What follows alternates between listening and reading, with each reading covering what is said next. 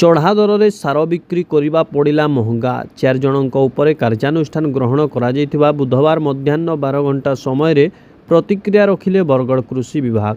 चढ़ा दर में सार बिक्री करुवा समय वीडियो भाइराल पर बरगड़र उमाशंकर शुक्ला भेड़ेन सहरा टिक्रा साईराम फर्टिलाइजर और पेस्टिसाइड सह 4 जनों उपरे नियाଯାଇଛି कड़ा कार्यानुष्ठान। एमानंक लाइसेंस को सस्पेंड करा जाइछि। बुधवार संध्या 5 घंटा समय एने सूचना देला जिला कृषि विभाग। सेहीपरि जिल्लार विभिन्न ब्लॉक रे थिबा 10 जन डीलर को लाइसेंस बातिल होईछि और अन्य 132 जनों को कारण दर्शाओ नोटिस जारी करिछि कृषि विभाग। मु श्रीजुक्त लोचन चंद्र माझी मुख्य जिला कृषि अधिकारी बरगड़ जिले में कार्यरत। हाँ देखो आमर बर्तमान ये वर्ष आम 1177 डीलर पॉइंट को आमर स्क्वाड जाइछंती। सेति मध्यरु 132 जन को आम कारण दर्शाओ नोटिस दिखाई एवं 32 जनकर बिक्री बटा स्थगित रखा निर्देश दिखाई और से 6 जन को 6 जनकर लाइसेंस आम सस्पेंड करछु एवं 10 जनकर डीलर लाइसेंस आम लाइसेंस को रद्द कराई। जमी बर्तमान जो आम निकट किसी 2-3 दिन तले आम जो पेपर क्लिपिंग वीडियो क्लिपिंग माध्यम आम जानी पातलु जोटा कि आम उमाशंकर शुक्ला एवं साईराम फर्टिलाइजर में पेस्टिसाइड्स बरगड़ आम जानवा पाइनु जेहेतु चाषी मान चढ़ा दर में सार बिक्री करते कि कागज पत्र रसीद देवा कथा दौन फलस्वरूप आखि आगे रखी आम लाइसेंस किसी स्थगित रखु। मुख्यमंत्री को भेटिले बरगड़ विधायक अश्विनी षडंगी। बुधवार दिबा 11 घंटा समय बरगड़ बीजेपी सेल पक्षर एने सूचना दी। बरगड़ विधायक अश्विनी षडंगी मुख्यमंत्री कार्यालय रे मुख्यमंत्री को भेटिछंती। बरगड़ सहर में बढ़ुवा निशा कारबार और क्राइम को प्रतिहत करने स्वतंत्र भावे जड़े डीएसपी नियुक्त करने अनुरोध करिसेंती बरगड़ विधायक। यह सह एक नूतन एसपी ऑफिस निर्माण पर दाबीपत्र मध्य प्रदान करिसेंती। मुख्यमंत्री दाबीपत्र ग्रहण करने सह यह उपरे ध्यान देबे बोली विधायकों को प्रतिश्रुति दैछंती।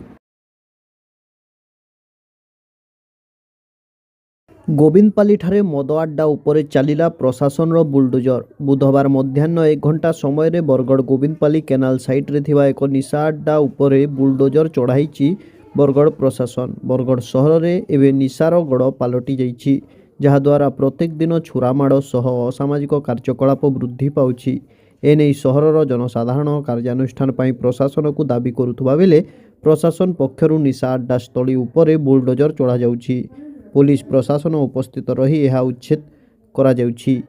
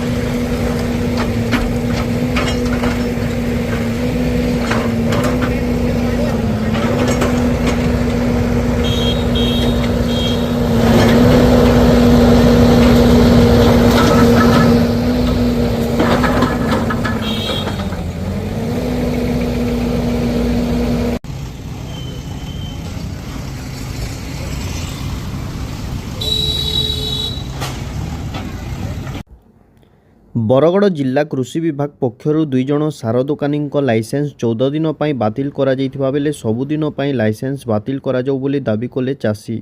बुधवार अपराह्न 4 घंटा समय जिलापाल कार्यालय में प्रतिक्रिया रखिले चाषी नेता सुरेश निकांटी।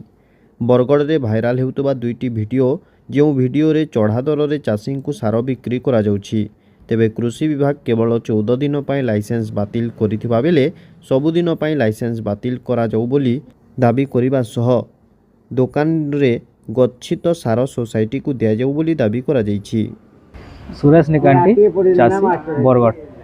ଗତକାଲି ଯେନ୍ ଗୋଟେ କୃଷି ବିଭାଗ ଆଡ଼େ ଗୋଟେ ଚିଠିଟି ଯେନ୍ଟା ବାହାରିଛେ ଯେନ୍ଟାକି ବରଗଡ଼ରେ 2ଟା ଫର୍ଟିଲାଇଜର୍ସ ଲାଇସେନ୍ସ ରଦ୍ଦ କରାଯାଇଛି ଆରୁ 14 दिन लगी तार लाइसेंस कैंसल कराई चिट्ठी दर्शाइछन किंतु जे देखमा बोले 14 दिन लगी जेन लाइसेंस कैंसल करिछन सेटा सब दिन लगी लाइसेंस कैंसल करवाटा सेटा गोटा कारण देखो पूरा गत 10 दिन हेलानो सोशल मीडिया रे वायरल होचे से दुई दुकान रो वीडियो माने जेनटा कि खुलाखुली 400 टका गुटे जने कहउछन आ जने 350 टका यूरिया सार उलगुरी खुलाखुली से माने बिकुछन बोले एतकी एंदा भी प्रूफ तथ्य मिली करी भी मात्र 14 दिन लगी जेन लाइसेंस कैंसल करछन इटा में निंदा करूछु इता को लाइसेंसटा पूरा 100 दिन लगी कैंसल करवार कथा इटा में डिमांड करछु 14 दिन पर जदि ताको फेर लाइसेंस देले फेर आमे आंदोलन करवाली बाध्य हम ताकर पाके जहाँ भी सार मौजूद रखिछन सेटा सरकारी रेट हिसाब चाषी मान को बिक्री करे देबार कथा गतकाली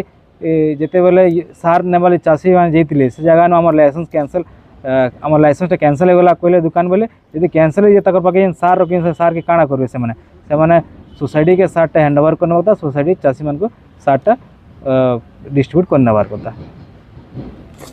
बरगड़ जिलापाल कार्यालय रे बसिथिबा चाषी बुधवार अपराह्न 4 घंटा समय निज प्रतिक्रिया रखिछंती। गत 4 दिन है बरगड़ जिला भेड़ेन ब्लॉक सहराटिक्रार चाषी निज धान जिलापाल कार्यालय सम्मुख रे गदा करी आंदोलन करुथुबा बेले कौनसी अधिकारी शुणु नाहांती।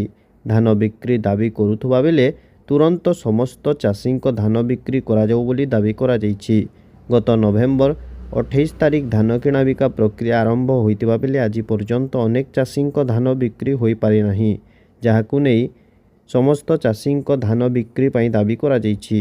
मैं चारमेंडा जसकेतन साहू आमे केंदी दुखे छु ए देखो रोना बड़ा वाले करमु रोना बड़ा भी न कि सामान न आमे केदा भूखे मरबी आमे केदा अपन मन जानू किंतु का दिले से सब जिनिस जानून धान का स्टार्ट करना 10 तारीख रु और आमे कार्ड बने दिलु केते तारीख कर दिलु गला 3-4 मास आघर कथा जान फेब्रुआरी आघर कथा कहू बेले यहाँ 4 मास पले गला आ 4 मास पर धान यहाँ नुआ धान 2 संगे बिकबे बेले बढ़िया कथा है 2टा थान के बिकिनु नहीं बेसे करी ई धान बांधबे के ना बांधबे हला आमे स्वयं हेटा भी है रेट बिकबे तो बेले है कथा कहबार अछि पूरा गारंटी कथा कहू है रेट रे बिकबे हेती स्वयं शक्ति अछि हमर आ हेती तो आतर कैपेसिटी न मिलने के हेती हमर कहबार से मोर दम अछि काने करू हमें ना जानी हमें लास्ट रास्ता इमार हमें कहाँ कर पार मार किसी ना पर हमर द्वारा काने आबा रास्ता सब धान जे 382 चासी हमर यार रोटा सब तुम टिके हमें कलेक्टर आया हमें धन्यवाद कलेक्टर आया टिके हमर एरिया के बुली आसुन बुली हमें कहू। 2027 जनगणना निमंते जिला स्तरीय जनगणना अधिकारी FTS को प्रशिक्षण शिविर अनुष्ठित हो जाइछि। बुधवार अपराह्न 3 घंटा समय स्थानीय उपनिर्देशकों मृत्तिका संरक्षण और प्रकल्प निर्देशक जल विभाजकों सम्मिलनी कक्षठारे अनुष्ठित उक्त शिविर में अतिरिक्त जिलापाल श्रीमती मधुचंदा साहू अध्यक्षतार आयोजित उक्त प्रशिक्षण शिविर में डेपुटी कलेक्टर सुमति पंडा परिसंख्यान विभाग अधिकारी एवं कर्मचारी उपस्थित रही जनगणनार विभिन्न विषय प्रशिक्षण नेथिले। सूचनायोग्य कि राज्य जनगणना निर्देशालय द्वारा 10/3/2026 रु 12/3/2026 तारीख पर्यंत प्रथम पर्याय मार्च जनगणना शिविर अनुष्ठित हो जाइछि।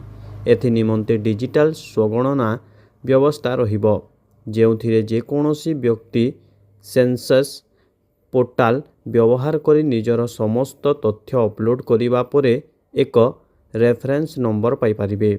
एहा परे संपृक्त एन्यूमरेटर घरोई सेंसस सर्भे समय पुनर्बार जांच करी सठिक तथ्य ऑनलाइन माध्यम रे लिपिबद्ध करिबे। एही जनगणना कार्यक्रम रे मोट 50 जन कर्मचारी को नियुक्ति करा जाइछि और अध्यापक तथा शिक्षक माननकु फील्ड ट्रेनर भावरे नियुक्ति करा जाइछि।